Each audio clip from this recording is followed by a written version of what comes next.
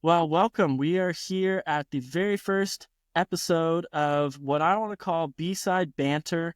And this is a podcast where we're basically just sitting down with other reviewers, music lovers, and we are just talking music, all things music. So I'm here with Honeybee Reviews. My name is Tyler. I'm from B-side Channel, and I'm going to kick it to you and just tell us a little bit about your channel, about you can go into music taste, music preference, whatever you want. I go by Honeybee Reviews and I talk all things music. So I've had my TikTok channel is the one where I put the most time into it. And, that's where most people know me from.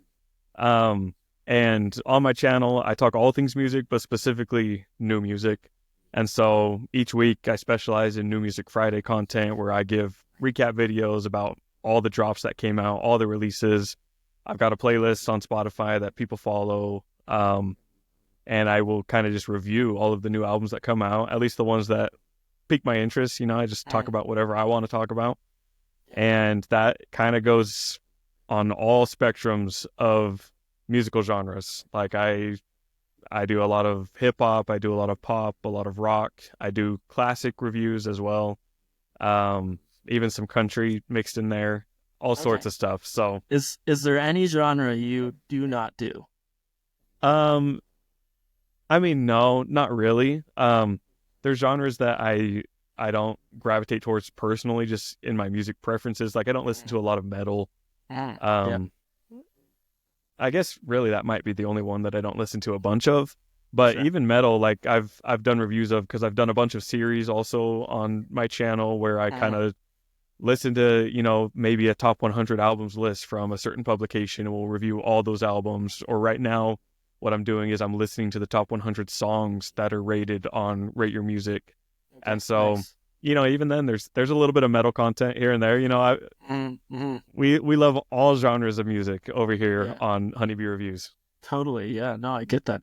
I would be kind of there with you a little bit with metal. I don't gravitate toward it. I did, like, in high school, I had a phase where I was really into like kind of metal adjacent, like alt rock. It was like, it was pretty much there.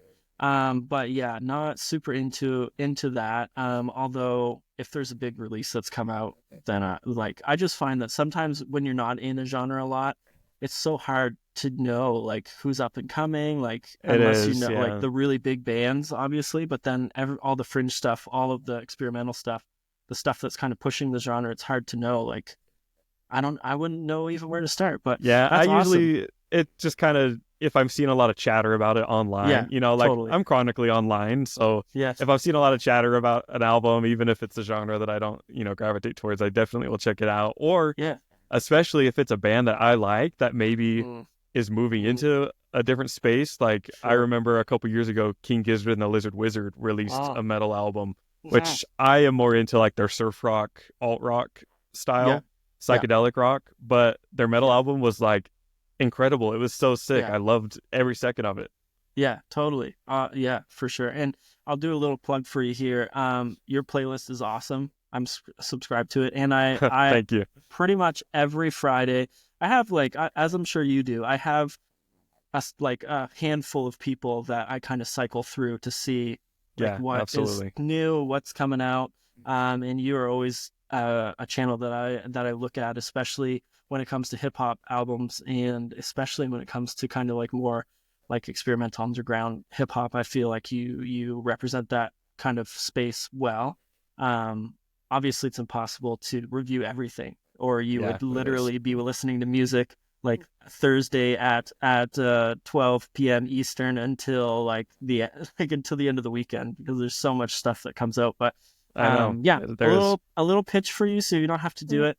I appreciate that. If you want to discover new music, you're the channel to follow. So Honeybee Reviews, TikTok especially, you're killing it over there. So but I did notice that since you got onto Instagram, you had some crazy videos pop off. You got like 2.5 million on one. Like it literally just started posting last week, and you're just all of a sudden just raking in the views. It's awesome. Yeah, well, TikTok, who knows if it's going to be around much longer. So I figured I need to diversify my portfolio, right? So hey, it's working for you. I am on Instagram. So I'm trying to do a little bit over there as well. But I'm excited to be popping in on your podcast, here and there. I'm hoping to pretty regularly be here and talk music with you because I enjoy it a lot. So thanks for having me on. Yeah. Hey, we're just a couple of music geeks, music nerds, whatever you want to say, that just like talking music. So glad to have you. But we are going to move on from that, and we're going to talk about the Grammys, because just this weekend, this is what always gets me. These are the 2025 Grammys, even though we're recognizing 2024, right? Do they have like a number? Is this like 53rd? Am I off by that? Or they do have a number, but I don't know. You have no idea. I'm not even going to look it up because it doesn't really matter. I have no idea what Super Bowl it is this next weekend either. You know what I mean? Like, I just know it's the Super Bowl. XXX. Like, it's the Super Bowl, the Grammys for me. I don't care what number it is. They've both been around for a long time, and I just enjoy both. So, you know what I mean? Totally. Yeah, but a pretty big Grammys. There was a lot that went on, as is pretty usual. I don't think any Grammys, especially like once the nominations come out, there's always some snubs. People are always chatting about that. And then the winners, there's always some, questionable winners, questionable losers. So let's like dive right into that. Who do you think are like three of the biggest winners of the Grammys? So the biggest winner, obviously, it has to be Kendrick Lamar, right? Totally. Yes. I mean, it's not, I don't even know if you can debate it. Yeah. No, I mean, a clean sweep, 5 for 5. Yeah. All of the categories that Not Like Us was nominated for, a clean sweep. Well, technically Kendrick was nominated for 2 other ones, but it was for Like That, his verse on Like That. And it was pitted up against Not Like Us, so he couldn't have won, right? So he won all 5 categories that he was nominated for, and that kind of sucks for Drake. Not a Seriously. good look. Yeah, totally. Really, really, really sucks for Drake. But to some degree, I don't know if I would have ever saw this coming, because like this now is like the winningest rap song ever, right? I'm pretty sure I saw a few articles that said this is the winningest rap song ever, which is so wild at the Grammys. Like, obviously we're not counting all the other awards, but at the Grammys. So that's a huge accomplishment. But yeah, like we kind of saw it coming with how much this song specifically just totally blew up everywhere. It was like, it was in NBA warm-ups, and like it was being played everywhere you went, and you just saw videos of it being played all over the place. So yes, I agree. Kendrick Lamar, the biggest winner for sure. Are you surprised at the amount of people that are, I mean, maybe they believe this or they're claiming that song's not good? I don't, like, honestly, I don't know how they can get there. Like, me neither. What ground are you standing on here? Yeah. I feel like, I guess I've heard a little bit of talk about this. I haven't dug into it a lot. Maybe you have more. Do you think they're just like Drake fans that just want to hate on the song, or they're like legitimate like people that are like reviewing the song and are like, this sucks? No, it's not. No, it's not like on the technical aspect of the song by any means. Yeah. I think it's just people that either one are claiming it's overplayed, and it's like, okay, well, that's what happens with good songs, right? Yeah. They get overplayed because they're good. Yeah. Or 2, I think they are Drake fans, but I don't know, because the coin has 2 sides to it, because the Drake fans, they love to cite the numbers that Drake does about, how he's like the most streamed hip hop artist of all time, and that makes him the best. But then they don't want, they pick and choose which numbers they care about, I guess. But here's a number. Not Like Us has 5 Grammys. Drake's whole career, he has 5 Grammys. Not Like Us has the same amount of Grammys as Drake does. That's so crazy. I posted that stat on TikTok, and I had a lot of comments saying, well, Drake's not, nominating himself anymore, yada, yada, yada. He has 55 nominations, 5 Grammys. Kendrick has 57, 22 Grammys. Yeah. I don't know. There's definitely something more there. And like, so like some of it I think would have to do with like Kendrick, his whole career, just based on like how he likes to write in terms of like lyrically. he's a very poetic writer. Everything has to have meaning, and he's really like big fan of these double, triple entendres. Like everything's really intricate. So his whole style is almost like for critics, whereas Drake's whole style is like for the mainstream. So there is, to a degree, not that I'm a Drake fan, because I really don't like much of especially recent Drake. But I feel like there's this divide, because like the people that like Kendrick are like, they're kind of like on this higher hill of like, yeah, but he's just like he's better, which like critically and like probably objectively you could say, yeah, like for sure. But Drake does have this way of just like writing like a song that's gonna get billions of streams. Right.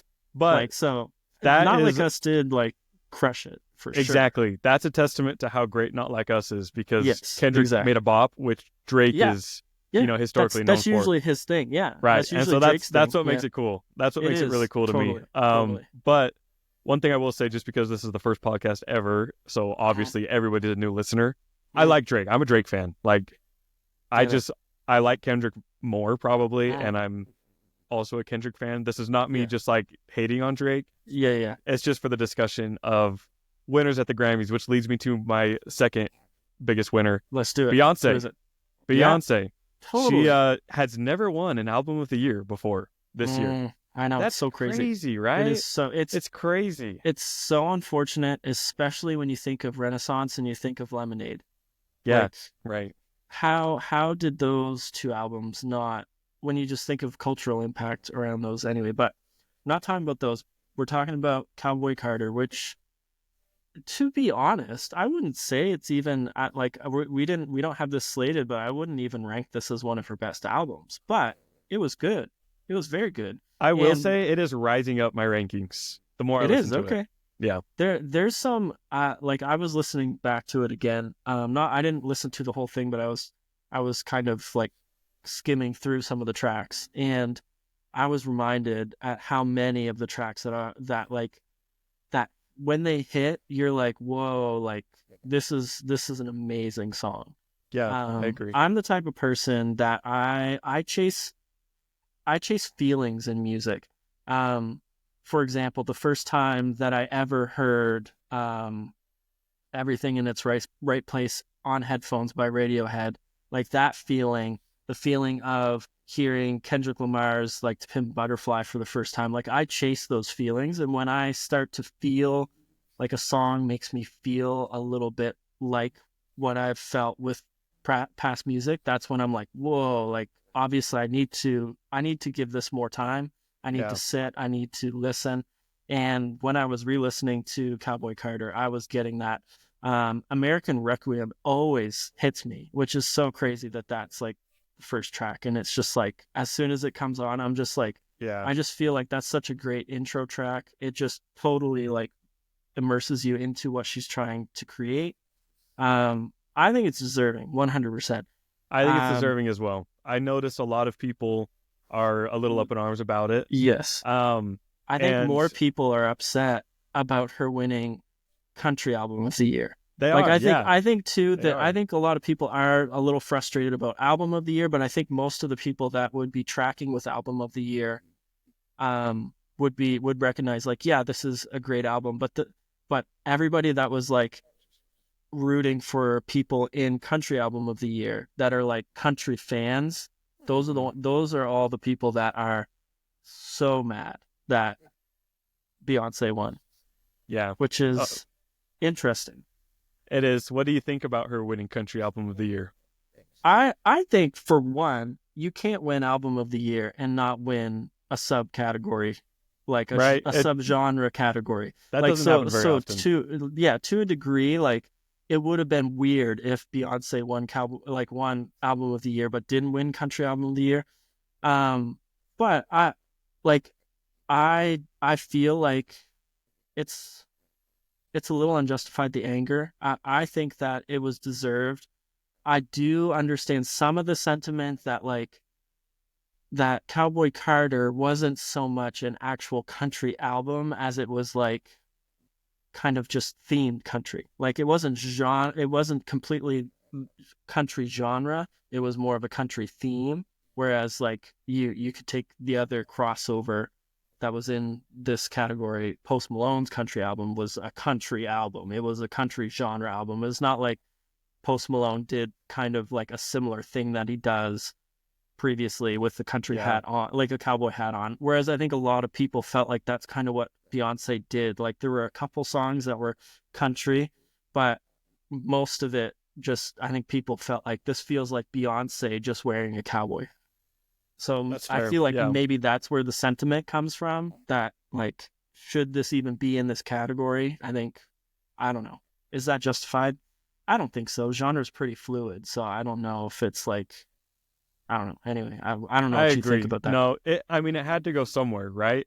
If it is won by an artist of such high, popularity, that album has to fit somewhere. And so it's not going to go in the pop albums, right? I mean, it's not clearly not an R&B album. It's I mean, it's the only other place that I feel like it could like potentially fit is like maybe like Americana.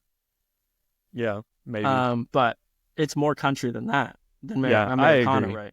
Yeah. There's enough country elements that I didn't have a problem with it, and the album's good enough to win Album of the Year. I don't know if it's the best album that was nominated for Album of the Year, but she was long overdue. Like, she needed to win, and her album's good enough to win.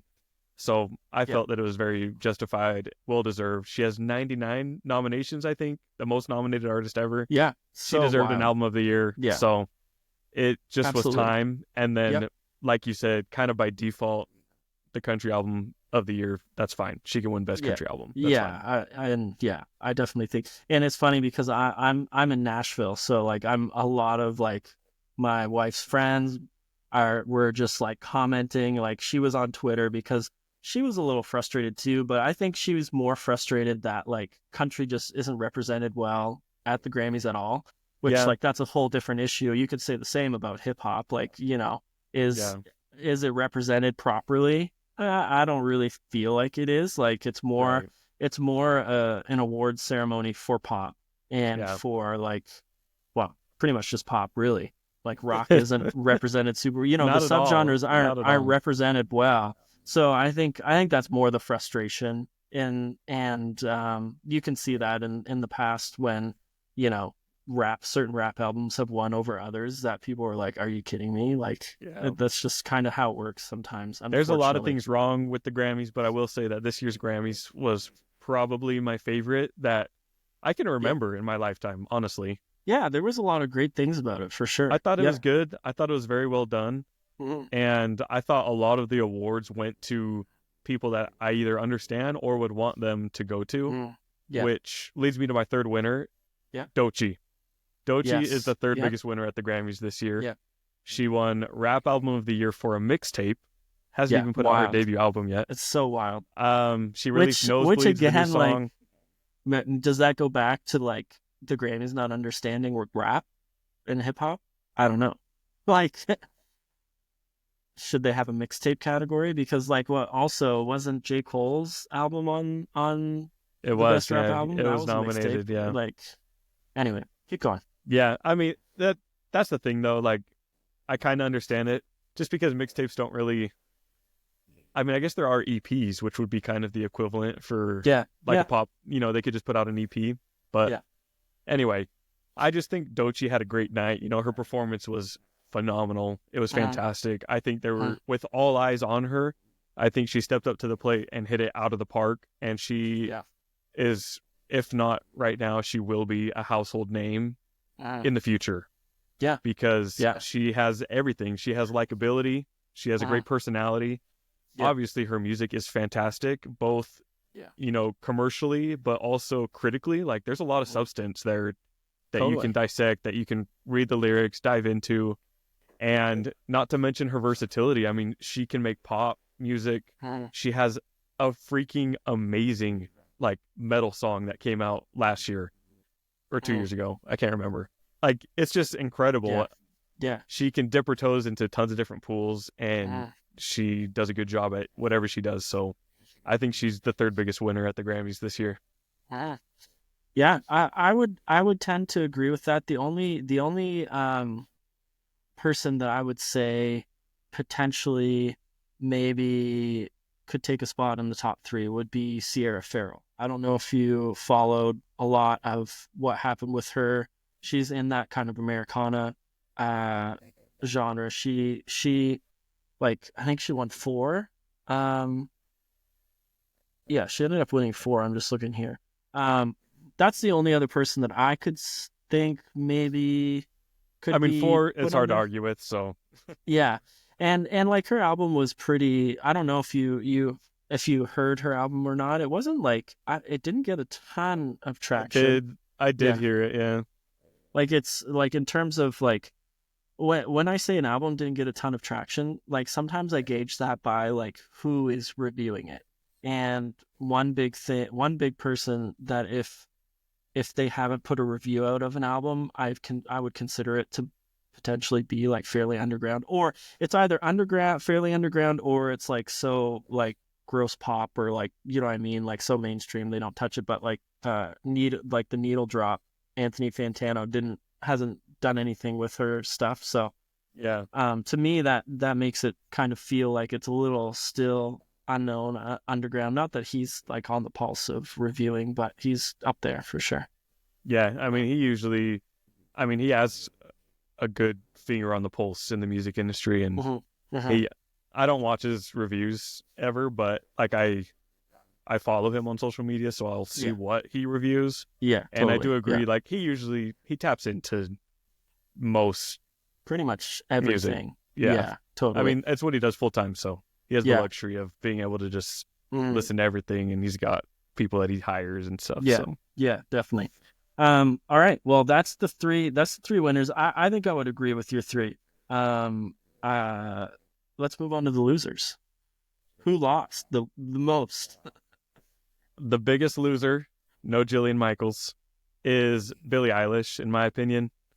Nominated for 7 Grammys, didn't come home with anything, and you could tell that album of the year loss really hurt. I think she was shedding you could some tell tears. Like, I think just over the night, like, which I would totally understand. If you have 7 nominations, 7, and you're just constantly time after time after time losing, like, I could get, like, you could tell her face, like her disposition when they were showing her, like, every time it got like closer and closer to the last award, she was getting more and more like just upset, frustrated. And I feel bad. Get that. Yeah, you know, like, her Hit Me Hard and Soft was amazing. It was a great album. It was really good.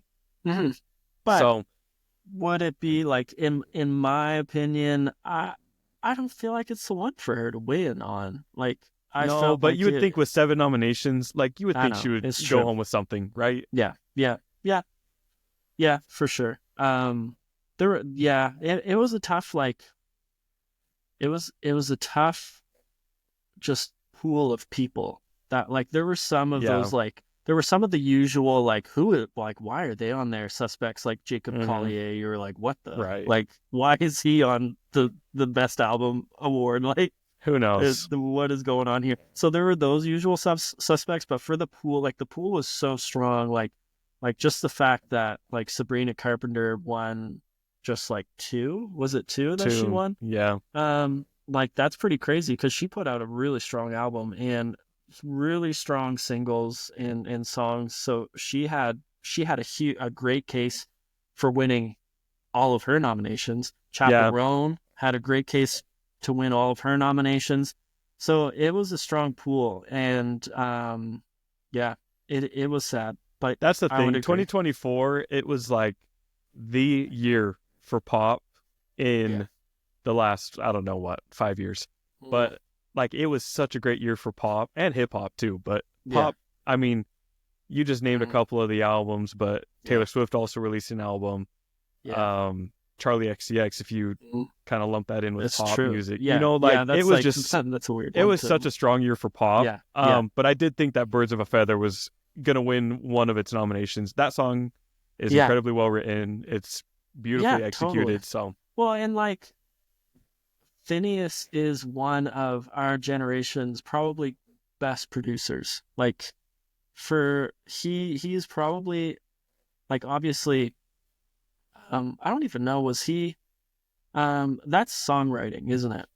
The category that Dan I don't even Dan know. Nigro? Yeah. That was producer, non-classical producer? That was producer. Yeah. So I don't even know if Finneas was on there. Was he? I don't think he was. I don't think so. I don't think he was nominated. Which, like, I can kind of understand that because a lot of these other producers are producing, like, a lot for other people. It's not like, whereas Finneas, like, does dabble a little bit in some other things, but he's mostly doing his own stuff and Billie's stuff. Right. But in my opinion, Finneas is one of the best producers of this generation. Okay, here's my question, though. Why is his music so bad when Billie's is so good? His music is so bad. Why? It's produced like okay. It's just it's got to be that like by himself he's not a great songwriter. I feel like that's just what it has to be. It has to be. But when he gets paired with Billie and he's put in a place where he's able to be as creative as he is with Billie's style of music, I feel like that like Billie's music, they're recording hundreds of vocal tracks for some songs. Yeah. Like that just is insanity. And they're recording hundreds of songs too. Yeah, totally. And so my theory is that some people, they just know what's cool. Yeah. You can't teach taste.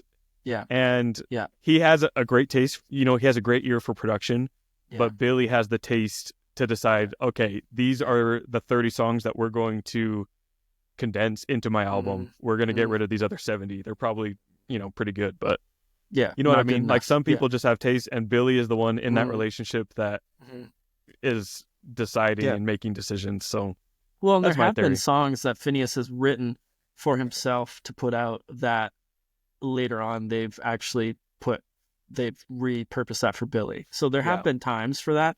And I'm sure he's aware, like, Billie is the superstar. So, like, if we have, like, a killer track and it can be done for her, we're going to do it for her. Yeah. But I do agree with you. When I first kind of, like, discovered, like, Finneas as a producer and, like, he was kind of some of the mastermind behind the cool sounds that Billie produces or puts out, I was like, oh, he does his own stuff. This is going to be so cool. And I started listening to it and I was like, this is so bad. It's kind of a letdown. Yeah. Which, like, to a lesser degree, but like I shouldn't say this. I shouldn't. Okay, I'm gonna say it. I don't really like Bleachers. I don't think that Jack Antonoff is very good by himself either. I feel like sometimes these producers, they're better when they're put with people that can push them in a way. And I like Bleachers is okay, but it's like the most generic pop to me. Like it's so generic. It's like if Country New Road or wow. Yeah, you know what I'm talking about. Black Country New Road. Yeah. If they put out like the most generic song they could ever write, that's Bleachers. And it's like, to me at least, that's just I'm not sure. Anyway, we're going sideways here. This is going to turn into just a Jack Antonoff hate podcast each week. Because I am so tired of him. But I will say there are a few tracks on the Bleachers album that came out last year that I listened to a lot. Yeah, he has some really catchy tracks, and he produces some very catchy tracks for other artists too. But I feel like he's half the reason why pop had gotten so stale. He needs to take a break. Yeah. Yeah. My man needs to go on a vacation to Mexico and sit on the beach for 6 months and not even pick up the phone. Don't call Taylor. Don't call anyone. Yeah. Although I'll give him this: what he does for Lana, that's his bread and butter. He can still produce for Lana Del Rey, but he can't have anybody else. And you want to know why? Lana is the one in that relationship that has the taste. It's true. Lana is the tastemaker there. Yeah. Yeah. It definitely goes back to our Billie Finneas point there. Yeah. Which brings me to my next loser. Okay. Longtime Jack Antonoff collaborator, Taylor Swift. Yes. 0 for 6. I would agree. 6 nominations, not bringing anything home. I will say, I think Tortured Poets Department is her worst album. I am a big Taylor Swift fan. I am in the biggest Swiftie house Probably not ever, because I know there's bigger ones, but Probably not. Yeah. We live in Nashville, and I drove my wife and my 6-year-old daughter to Toronto to see Taylor Swift. Wow. And I didn't even go to the concert because the tickets were way too expensive. So that's how much of a Swiftie house this is. And I will agree with you. Tortured Poets Department was the worst album I have ever seen come out of Taylor Swift. And it was so painfully obvious for everybody except for like people that just are obsessed with Taylor. How much does your wife listen to it? She doesn't, well, she listens to some of the tracks, a decent amount, but the whole album, no. Like, I would say there's probably 4 or 5 tracks that she listens to a lot. Fortnite, for sure. She's listened the crap out of that. Yeah. Because my Spotify is connected to our Alexa downstairs, my algorithm is always full of like Taylor Swift. So like Fortnite was like my second most listened to song this year, even though I don't listen to it ever. But yeah, there's probably like 4 songs that she listens to a lot. But in terms of like an entire album, there's, especially when you talk about the deluxe, there's like 22 tracks that are throwaways. Like 22. Like, come on, that's like a double album. 22 tracks. Our wives would get along really good though. But the reason why I ask is because I was talking to my wife yesterday about it. You know, we were talking about the Grammys, how Taylor Swift didn't win anything, and how I so bravely stood up to my wife and told her that Tortured Poets Department is her worst album.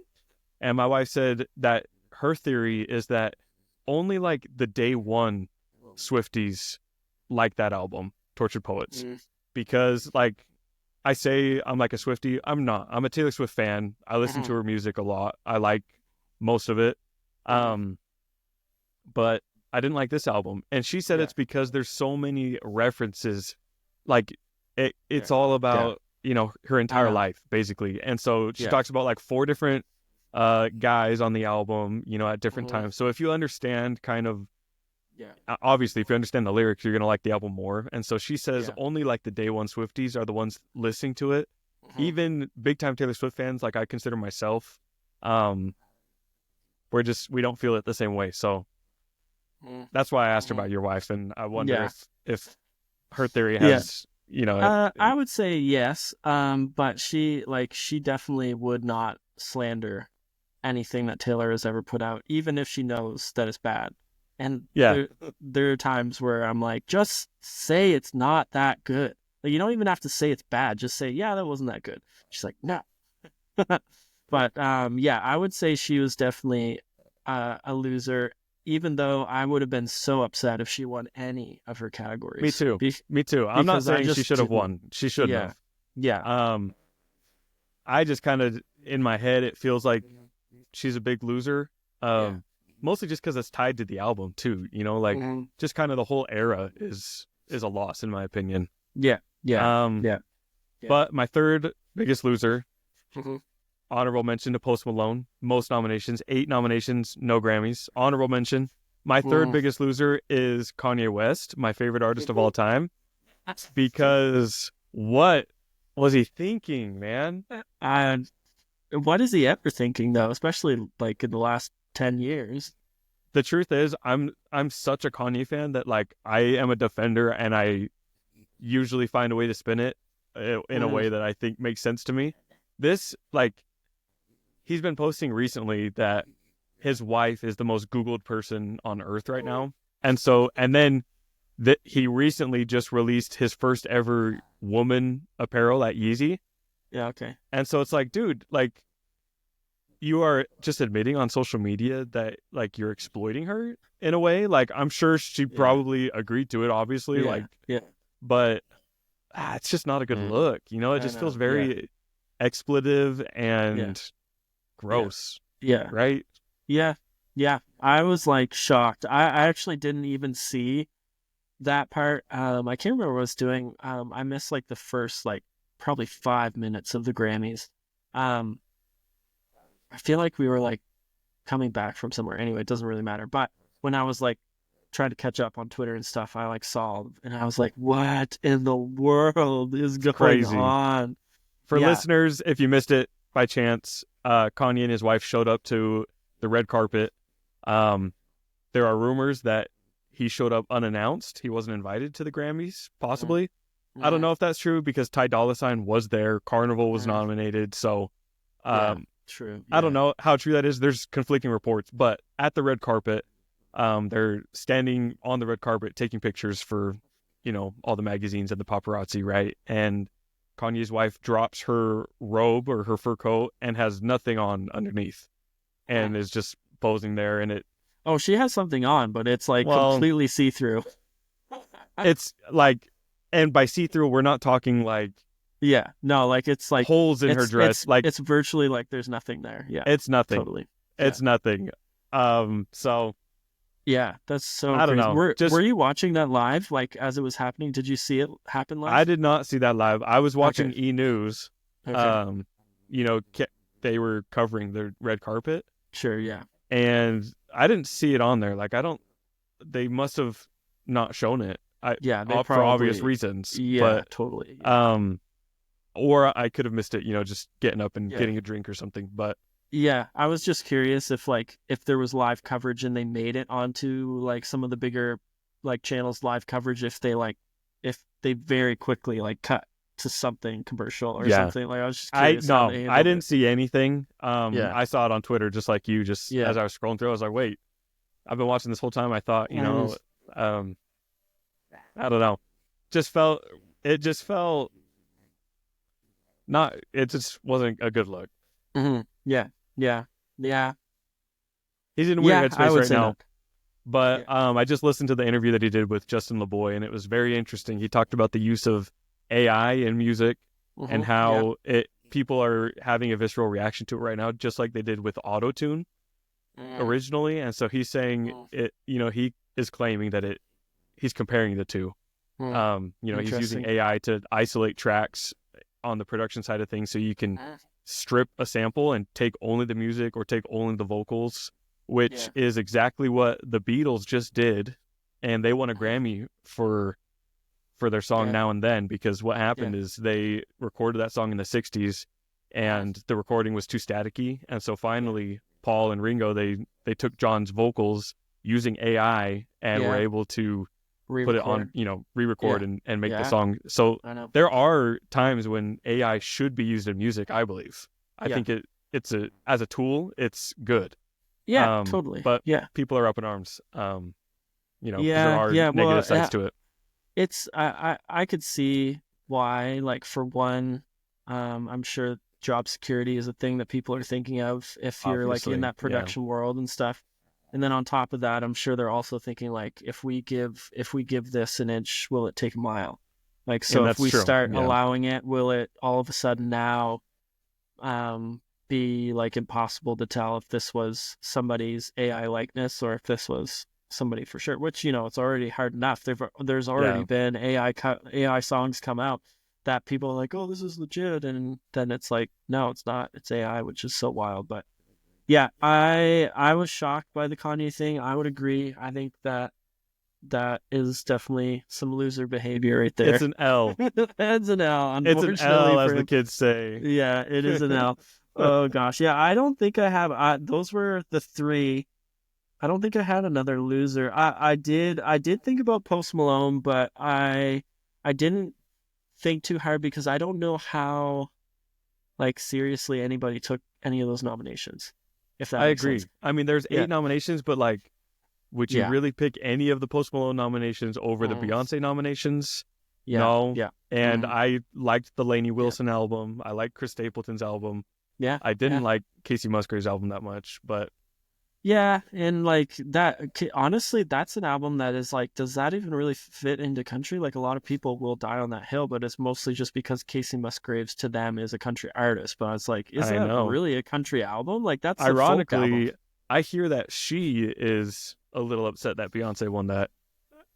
I'm sure category. So yeah, I'm sure there's probably a lot of people that are upset. Which is so funny because they'd be upset over Beyonce winning, but I'm sure if Post Malone won it, they wouldn't be. And a lot of that is because he's pandered a lot more to the country kind of industry machine than Beyonce did. It's very interesting, isn't it?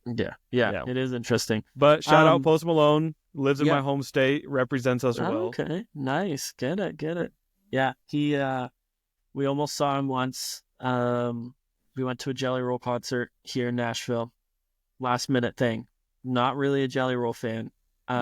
Tickets were $20. We were like, nice. Can't beat that. This was a tour date that Jelly Roll added at the last second. He was like, why am I not ending my tour in Nashville? Which I was like, yeah, why didn't you do that? Like, that doesn't make any sense. So anyway, we go. Ernest is, I don't know if you're familiar with Ernest or not, but another country artist, big time songwriter. But he brought Morgan Wallen out. Wow. And they sang a couple songs. So we were like, whoa, like there's probably going to be somebody cool. We saw somebody down. We were way up in the nosebleeds. We saw somebody down on the floor that was getting a ton of attention. We're like, somebody famous is down there. And this was before Morgan Wallen came out. And then when he came, we were like, maybe it's Post Malone because we knew that Jelly Roll has done some stuff. And then Morgan Wallen came out. We're like, oh, it must have been Morgan Wallen. And then Jelly Roll comes out. He brings out Keith Urban. He brings out Snoop Dogg, which was insane. So we were like, that's wild. And then later on, we find out that person was Post Malone. And we were like, so mad. Why didn't Post Malone come out and sing? Anyway, that's my almost seeing Post Malone. Well, that's like the best $20 you ever spent. Seriously, yeah, it was. We still, like, this is the story we tell, like, so many people. We're like, this is why Nashville's so cool. That is cool, yeah. So that is a lot of good Grammy coverage. We had a little bit of some other talking points, but we already kind of hit some of them. Other than, I do want to, because I've heard a little bit of a buzz. Sabrina Carpenter, some people like it, some people hate it. I did see a little bit of buzz about people being upset that she won anything, which I feel like is crazy. Is that crazy to you? I felt like she had a great album, some really good songs. It was well deserved, and I think the majority of people enjoyed the album.